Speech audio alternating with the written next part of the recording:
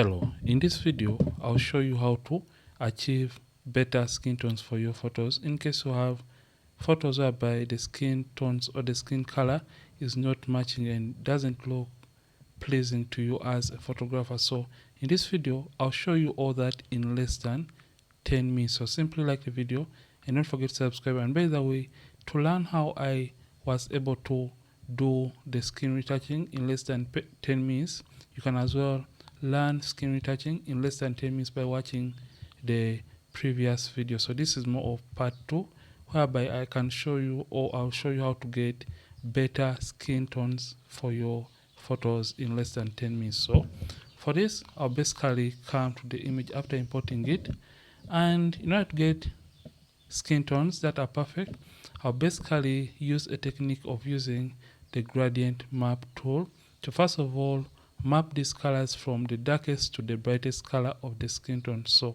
for this, I'll basically come to my adjustments right here and simply come to gradient map. So as soon as you click on gradient map, it's going to bring any random color on your image. So this shouldn't scare you. Any color that is showing doesn't matter at this point. So for my case, mine is displaying black and white, or a monochrome color. So once this color started displaying on your image, just come and make sure the gradient icon is selected. So select the gradient icon right here, and after selecting the gradient icon, come to where you see properties. And in case you can't see properties in your Photoshop, come to window and make sure properties is checked. So for my case, you can say have properties.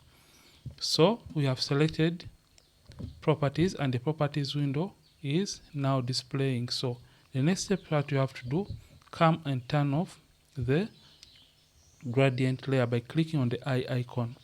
After turning off the gradient layer, we are going to click on the properties here. So just click on the color of the properties, click on it, and it's going to bring the gradient editor.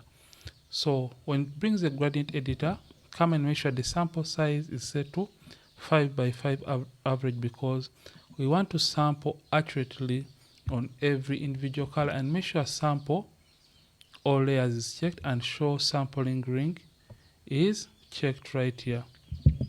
After you have done that, you can start to have this. Make sure the type is set to solid and smoothness is set to 100%. So click on this color picker tool. So click on it, and as soon as you click on it, it's going to automatically highlight the location for you. So make sure the location is set to 0. Yeah, or you can simply click on it and type in 0. Then click on the color option and come to your image and choose a darkest point of the skin.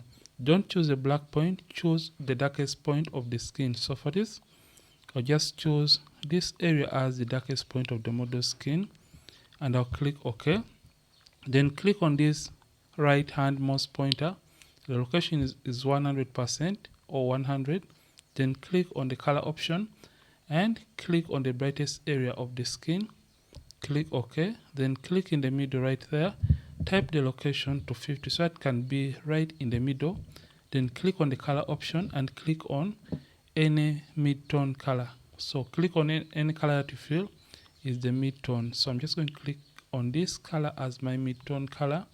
I'll click OK. So we have mapped the colors from the darkest to the brightest color. Click OK. So you can see the hand has a little bit of greens, and we just want to create even skin color. So we shall come back and return on the gradient layer. Then come to the blend mode and change it from normal and change it all the way down to color, and you can see this effect is going to be affecting the overall image. So just want to limit it to only affect the skin.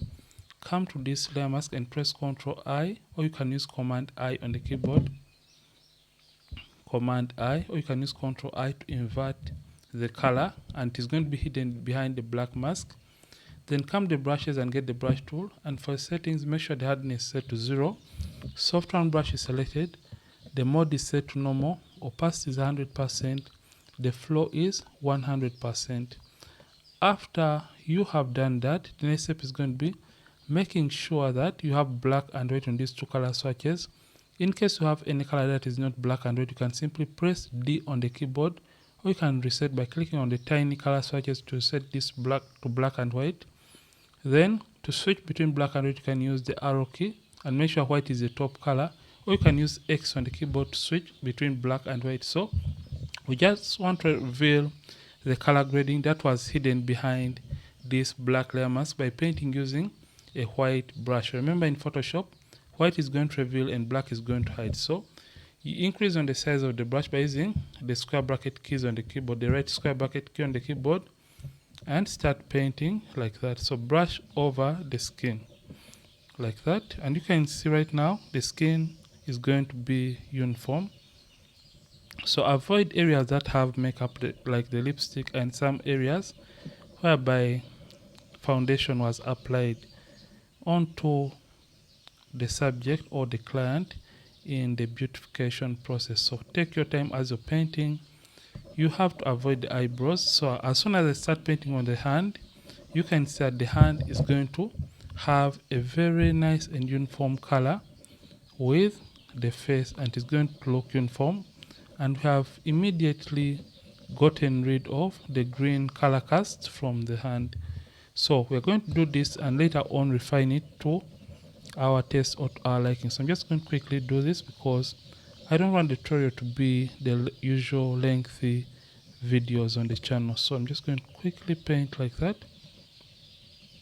So in case you make a mistake and you want to correct or rectify that mistake, simply switch the brush back to black, and black is going to hide or erase that effect. So I'm just going to come right to my eyebrow right there and paint using X, and paint using a black brush to remove color from those areas, and X for the white brush to paint color in areas that I hadn't painted initially. So once you're done painting, the next step is going to be to refine the color because sometimes it may look too orange. So what you're going to do at this point, you're just going to come to the opacity and first of all reduce on the opacity so it can be natural enough. I feel like 72 is okay. Then you're going to come to adjustments and come to hue and saturation. Come to master and select the reds and come to lightness and take the lightness down, and this is going to reduce on the amount of oranges from the skin tone. So negative 10 looks okay. This is a before, after, before, after. After that, we're just going to come and add more contrast to the image. Come to adjustments and create a black and white adjustment layer. Change the blend mode from normal to multiply and simply come to the opacity and reduce on the opacity just like that. And you can even intensify this by simply coming back to the adjustments right here and come to your selective color and come to the blacks, and you can just add a tiny bit of cyan, and this is going to cool down the image somehow, and you can even intensify on the blacks to around 2. So this is the before, after, before, after. So you can see this is where we started with the color grading. It's the image before, after, before, after. You can start. Right now we have a very nice and matching and uniform skin color for our subject from the face. Initially the hands were a little bit having some greens and yellows, and they are different from the face and the neck. And right now you can see what we have. Everything or every color regarding skin tones is nice, beautiful, and uniform. So this is how you can get nice and beautiful uniform skin color, and how you can get a beautiful skin tone for your subjects. I hope you have learned a thing or two from this very video.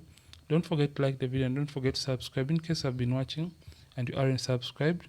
Ronnix from Ronnixphotography. Thank you for watching, and I'll see you in yet more videos on this channel. Don't forget, keep practicing, and as well keep creating.